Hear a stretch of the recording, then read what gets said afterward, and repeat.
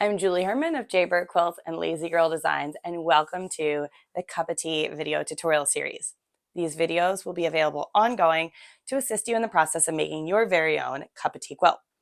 In today's video, I'm going to go over binding, and I filmed a time lapse of myself as well as details from when I bound the original quilt. So I've put that together for you, all of my tips and tricks for binding, and I also have additional binding videos that I'll link below. So let's jump right on in and talk about binding this quilt. There are many different ways to bind a quilt. First step is to create the binding. It can be bias or straight of grain. Today I am using straight of grain. And then the next step is to decide how you're going to put it on your quilt. One of the most popular methods is to put your binding on the front of your quilt by machine. Go ahead, wrap it to the back and hand stitch it in place. I love doing that, but it is time consuming and not always practical. I have little kids and I don't always have the time to do that. There's also times that you might want to put a binding on by machine because the quilt is going to be washed a lot. There's a variety of reasons. So if you have decided to put your quilt binding on by machine, then you have two main methods to do that. One begins the same as the hand sewing, which is you sew it onto the front and then wrap it to the back and stitch it in place by machine. I recommend this method when you have no borders and when you have points that come all the way to the edge of your quilt. Because if your points come to the edge of your quilt and you go ahead and bind it from the back to the front, you can accidentally cover your points, which nobody wants to cover your points that you've worked so hard on. So I recommend sewing it on the front and wrapping it to the back when you have points. I went ahead and showed how to do this during the Quilts for Baby and Beyond sew along, so I will pop a link in here if you would like to see that. When you have borders, I recommend sewing it on the back and wrapping it to the front. And that is what I'm going to do here today. So I have made my binding and I have begun to sew it on, and this is the back of my quilt. So that's the big difference. If you are used to doing your binding by hand, you're used to sewing it on the front and wrapping to the back. So this is the back of my quilt. My backing and my border are the same, so it can be kind of a little hard to tell, but I will flip this up so you can see this is the front of my quilt. This is the back of my quilt. So I'm going to sew it in place, same 1/4 inch that I would be doing if I was putting it on the front. And I have put matching thread in my sewing machine that matches my binding. So I am just going to sew this onto my quilt.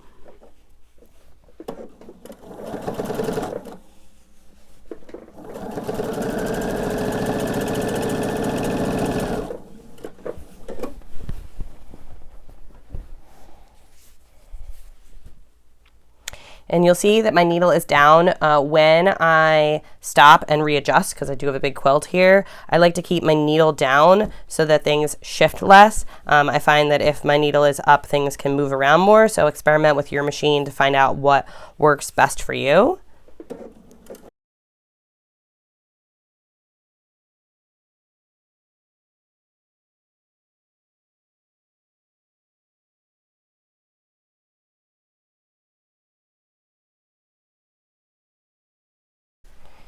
So I'm getting close to the corner and I will show you how I handle the corners. Going to sew until I get a 1/4 inch away from the edge. If you are good at eyeballing, that's what you can go ahead and do. That's what I do. But if you're not good at eyeballing yet, you can go ahead and mark that with something that will erase or a pencil. And then if in doubt, sew less, not more. So stop before the 1/4 inch, not after. We can compensate for stopping before the 1/4 inch. If you sew past that, we'll have to take some stitches out.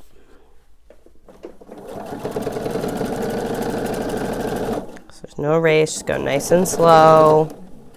Now I'm just going to kind of keep checking. Another thing that you can do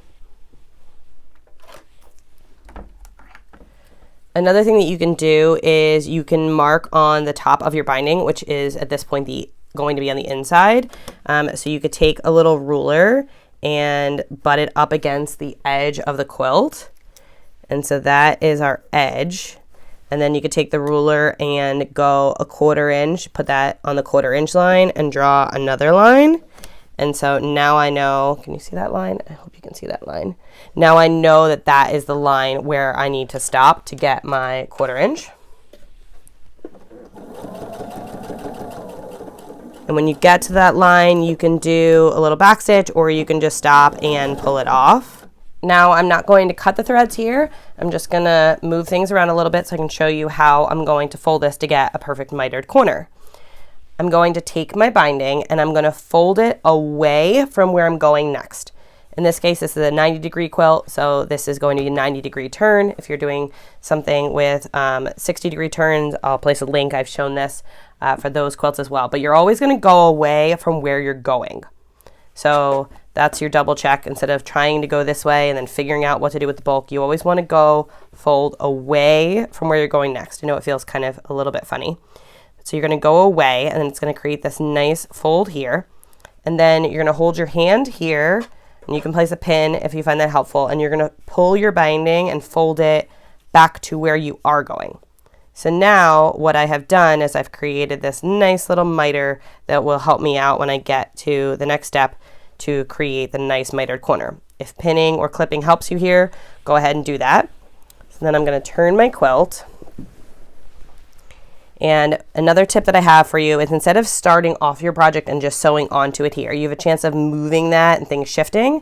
I like to put my presser foot down about 1/4 of an inch into my project already. And instead of sewing towards myself, putting my machine in reverse, sewing off the quilt and then back on. And that makes sure that things don't move at all and that they are exactly where I want them to be. So now that I have that corner done, just going to continue to wrangle my large quilt and sew down this next straight side, miter my next corner, and continue around my quilt.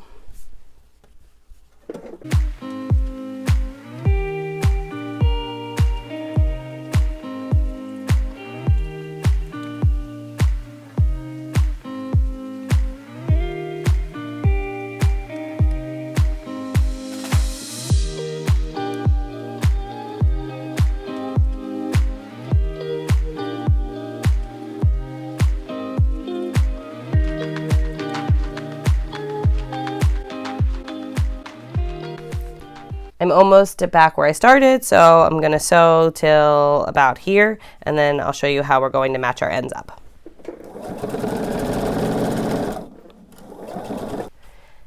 Now, as you can see, I am really cutting it close, and that is in no way intentional. I cut this out of scraps and thought that I would have more than I did. If you ever have a bunch of binding left when you're done and you're wondering, like, why do I have so much? This is one of the reasons why, because this can be give you anxiety when you're like cutting it this close. I think I'm gonna have just enough, but it's not ideal to be this close. So a couple tools that I am going to use to help me measure this and match it up is I have a little small cutting mat. If you have one, it can be handy to just kind of slip underneath here for what we're doing, a small ruler and a pencil. And we are going to begin by laying our binding where we ended, so our edges are flush, and then opening that up. And then taking our beginning tail and laying our beginning tail down on our finishing tail. And then you're going to take your pencil and draw a line where your starting tail falls on your finishing tail. And that's my line. You can see, oh, cutting it real close. And then what you want to do is take your ruler and measure 1/2 of an inch more than where that line is. And what that 1/2 of an inch more is going to account for is a 1/4 inch seam allowance on either side. We're basically cutting all the seam allowance on the second piece since our first piece is already cut. Wow, I'm cutting it right down to the edge there. So then if you have a small cutting mat, you can use a rotary cutter. If you don't have a small cutting mat, you can just go ahead, do your measuring, and then cut this with scissors. And you can also just cut it with scissors if you're afraid of having a rotary cutter near a finished quilt that you might accidentally cut your quilt. But either way, you want to just cut on this second drawn line. Now that I have this cut, we need to go ahead and put that seam together, and you want to make sure that you don't somehow end up getting one of these twisted. So at this point, since your quilt is flexible, you're going to push your quilt together so that you have some wiggle room to work here, and hold these one in each hand. Make sure you can see me. Hold these one in each hand and go ahead and open them both up and match them right sides together. And you can go ahead and just hold it in your hand, or you can pin it. And as long as you hold it in your hand, you won't end up with either one of them twisted. And if you're worried, you can go ahead and just double check and make sure everything lays flat before you go ahead and sew it, so that nothing is twisted.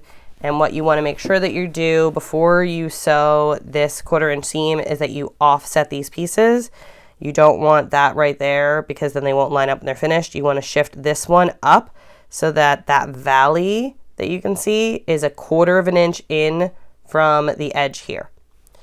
So take your time in lining these two up and make sure that they are lined up accurately before you sew down this seam. I'm going to start a little bit on my piece and then backstitch. If you have a small iron, you can go ahead and press this seam. I find that I can usually just finger press it, and that works well enough here for this last seam. So I'm just going to finger press that. And now I'm going to go ahead and put my quilt back under, and I'm going to start about 1 inch before I stopped and just overlap that thread and sew this last little section of binding onto my quilt. And again, I'm going to sew about 1 inch past where I began so that I overlap my stitching here on this side as well. Now that you have accomplished that, give yourself a little pat on the back, take a sip of water. That was a lot of work, and you deserve to give yourself a little credit for that. I am now going to switch to a walking foot. I prefer to use a walking foot when sewing the binding down onto the front of my quilt. It's not that much more bulk than what we have here. It's just an additional 2 layers of fabric, but it feels like more bulk because of all the folds involved. And I just find that I have more success that way. Some people want to use a walking foot for putting this part on. You got to do what works best on your machine. So if you're not sure what's going to be best, test pieces is always a great way to go, so that you find what works the most successful for your machine. So I'm going to take my foot off. That's how I change my foot on this machine. Every machine's a little different, and I'm going to pop on a new one. I am going to flip my quilt over to the right side so that the binding that I just sewed on is now on the back. And I'm going to take some sewing clips and use them to help me wrap it to the front. I don't clip the entire quilt, I just clip in some sections right here at the beginning, and I do clip the corners. I find it helpful to keep things pulled nicely into place. So I'm just going to go ahead and put some clips on here. And this is just the middle of one side. This is where I'm going to begin sewing, but then I'm going to show you how I clip a corner. I do clip my corners in advance. I find that it's helpful to have those already clipped when I get to them. So let's show you how I clip a corner. So the first thing I do when clipping a corner is I fold up each of the 2 sides and I put 2 or 3 clips in about 2 inches away from the corner, just so that each side is in place. That will help me to have less to deal with when I get to the corner itself, and I'll show you why that's helpful.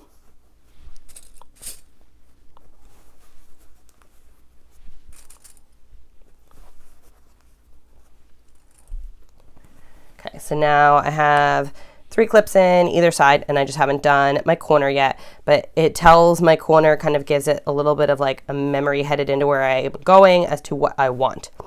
So the trick with a corner is that I call it splitting the bulk. And what that means is, if you look on the front here, when we went ahead and made that miter, right now all of our bulk is over here. So this is to my left. And so when I fold my miter on the front, I want my bulk to be on the right. And what that will do is make it so that I have a flatter corner. I'll show you what that looks like. So since I want my bulk on the right on the front, I'm going to fold my left first, and then kind of tuck it in here, make sure that you have it nice and crisp in here, and fold this side.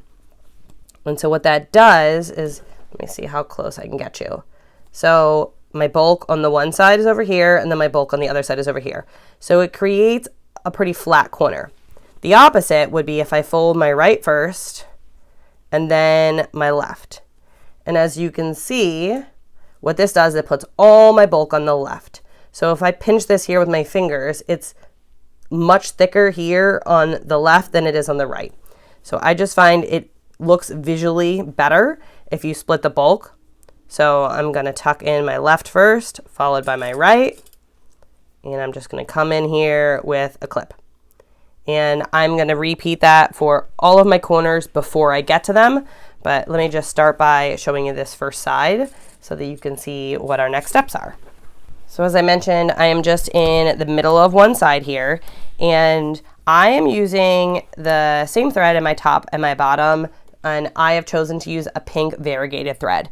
Now, it's going to look great on my binding, and on my back, this is a fabric that changes from pink to purple to green, so there is not one thread that is going to blend perfectly.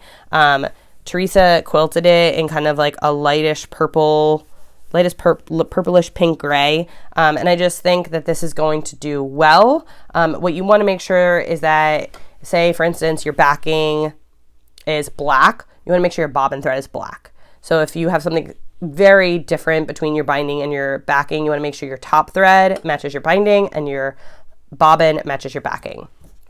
I'm going to start by sewing onto a scrap.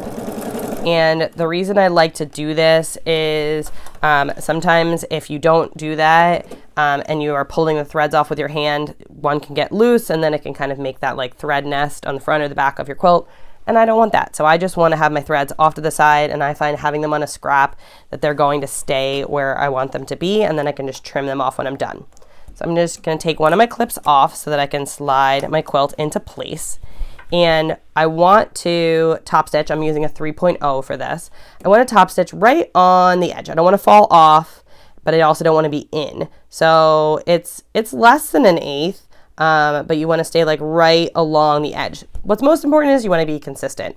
So whether that is keeping your foot on the edge here or using a type of guide, whether it's an eighth or slightly less, you just want to stay consistent. I do like in the beginning to do a couple stitches and backstitch.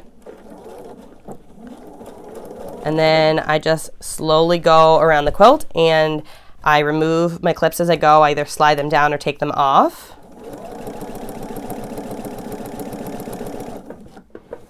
And then as I get to an area that isn't clipped, I just grab my clips and I keep going. So you can clip a larger area if you want, or you can do what I'm doing, which is I just have 4 clips in play here, plus my corner ones, and I'm just going to move them as I go. One tool that can be helpful here is a stiletto. If your binding seems to be wanting to like unwrap itself or just not want to stay in place, a stiletto is, you know, basically a pointy finger that can get closer to the needle than you want to get your own hands. And you can use that to hold your binding in place, especially once you have removed a clip that is near your machine. You might find that the stiletto just helps you to hold things where you need to be. And I'm just going to continue to work my way around. And any loose threads I have at this point, whether they're from the binding or the quilt, you can go ahead and trim them, or you can just tuck them into your binding. I find that unless you have a ton of them, they don't really cause a problem. So I just usually tuck them into the binding and let them live there. And just as I liked to leave my needle down when I was putting the binding on the first time and shifting my quilt, moving things around, I like to leave my needle down on the front as well. When I find that I leave just my presser foot down but not my needle, I find that things like shift, and then when I start to sew again, I have like a straight line and then a little jump in a straight line. I find that by leaving my needle down, I have the most success with continuing in a straight line without having that weird jump. Yep, and I think I accidentally just sewed off my quilt there, or I think I accidentally just sewed off my binding there, so I'm going to show you what I do when I make a mistake like that. So yeah, so I got a little bit off, so I'll show you what that looks like. You can see my pink stitching's there, and it's not on my binding. So the first thing to do is figure out, is that stitching so far into your quilt that you need to take it off, or did your binding slip to the right and you'll be covering it up when you pull your binding in place? And I think I'm going to be covering it up, but since it's only about a ½ inch, I'm just going to take out a couple of the stitches real quick just to be safe, because the last thing I want is to have that visible on the front of the quilt. So it's just a few threads, and then I can trim the back as well. And I'm going to find my scrap that is up here, and I'm going to sew on that again because I want to make sure that I don't end up with a knot of threads here. And I'm going to start about an inch before I accidentally fell off and do a little back stitch and then just start again. And it's the kind of thing that if anyone got up close and personal with my quilt, yes, they'd be able to see that I made a mistake, but who's really going to be that close? And if people are that close and judging you, do you really want them as friends? You know, I'm not going to take out all the stitching that I already did just because I made a mistake. Mistakes happen. So I'm just going to figure out the best way to keep moving forward. And it also might mean that I'm sewing too close to my edge. So how I talked about like a little less than an eighth, I might be sewing more like a 16th right now. So this might be, you know, eye-opening moment for me to know, you know what, Julie, you're sewing a little bit too close to your fabric edge, which is why that happened, and to move in a little bit. The important part is that you want to make sure that this stitching line is past our original stitching line so that you're covering up that stitching line. Let me show you what I mean by that. So if we look at the part that I've already done, you can see that the line that we're stitching now is about 1/8 of an inch away from our first one. And ideally, we'd like them to be straight and, you know, even around the quilt. That's not always going to happen. But if that line begins to move and becomes on top of this one or past it, it means that we have less binding on the front than the back, and that we're going to be showing our exposed area of our seam, which we don't want to do that. So I'm just going to continue my way around. And then I've reached the point of where I clipped my corner in place, so I will show you how I handle my corner. So if I have loose threads here that I haven't already tucked in, since everything's clipped, I'm just going to go ahead and trim them instead of tucking them in. And I'm just going to continue to take my clips off till I get close to my corner.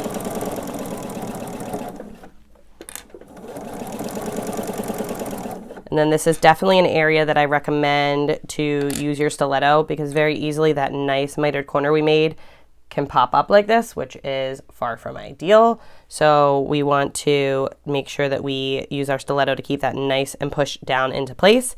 And so that this line here goes right to the middle and onto our quilt. That'll give us that nice mitered corner. And so I'm just going to slowly stitch and stop, definitely with my needle down, and turn my quilt so I can pivot my 90 degrees. And continue sewing down the length of this quilt. And again, I'm going to put clips on as I go, and if you get close to a corner and realize you haven't clipped it yet, I highly recommend before you get to the corner that you stop and go ahead and clip it. I find that I have much more success in sewing down binding on a corner that has already been clipped. You have a lot more ability to kind of pull and push and move things around when clipping so that you can get them exactly where you want them than you do if you just kind of wing it and don't clip it. You might get to the corner and be like, oh, I already sewed down a part that wasn't what I wanted and I didn't split my bulk or whatever it may be. So I highly recommend clipping your corners. If you don't have sewing clips, you can go ahead and use pins. You use whichever method works best for you.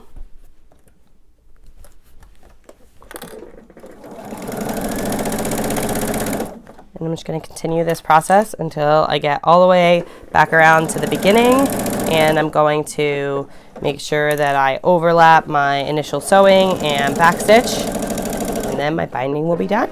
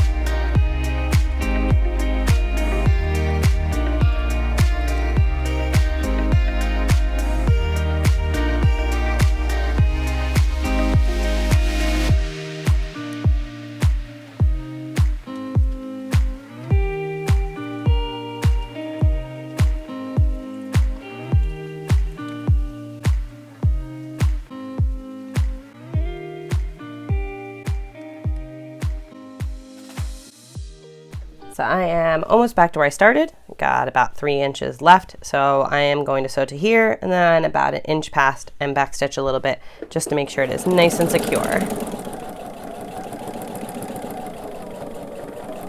So there's my inch, do a little backstitch. So now I'm finished. I have completely bound my quilt by machine, and this method I put it on the back and then wrapped it to the front. And as I mentioned in the beginning, I don't recommend this method if you have points that come to the edge. If you have a borderless quilt, I do recommend this method if you have a quilt with borders. And as you can see on the back, the binding is a little bit smaller on the back than it is on the front. So there's a side-by-side comparison. And on the back, you can see the stitching that I just did on the front.